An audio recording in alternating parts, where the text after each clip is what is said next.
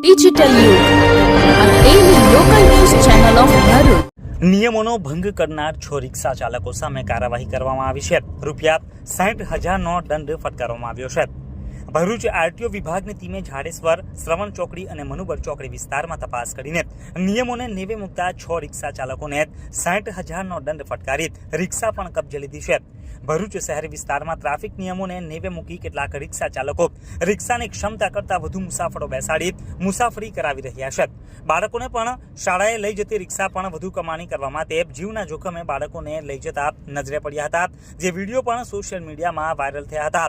આ સમયે અકસ્માત થવાની શક્યતા વધુ હોય છે, ત્યારે ટ્રાફિક નિયમોનું પાલન નહીં કરનાર રિક્ષા ચાલકોને પકડવા માટે ભરૂચ આરટીઓ વિભાગે કવાયત હાથ ધરી હતી, જેમાં જાડેશ્વર, શ્રવણ ચોકડી અને મનુબર ચોકડી વિસ્તારમાં તપાસ ચાલુ કરી હતી. દરમિયાનમાં 6 રિક્ષા ચાલકોએ ક્ષમતા કરતાં વધુ મુસાફરોને બેસાડ્યા હતા. 4 રિક્ષા ચાલકો પાસે ફિટનેસ, વીમો, પીયુસી અને ડ્રાઇવિંગ લાયસન્સ જેવા પુરાવા પણ નહીં હોવાને કારણે કુલ ₹60,000નો દંડ ફટકારવામાં આવ્યો હતો. 6 રિક્ષાને આરટીઓ કચેરી ખાતે લઈ જવામાં આવી હતી. આ તમામ રિક્ષા ચાલકો આરટીઓ વિભાગે આપેલ મેમો કોર્ટમાં ભર્યા બાદ ચાલકને રિક્ષા પરત આપવામાં આવશે તેમ જણાવાયું હતું.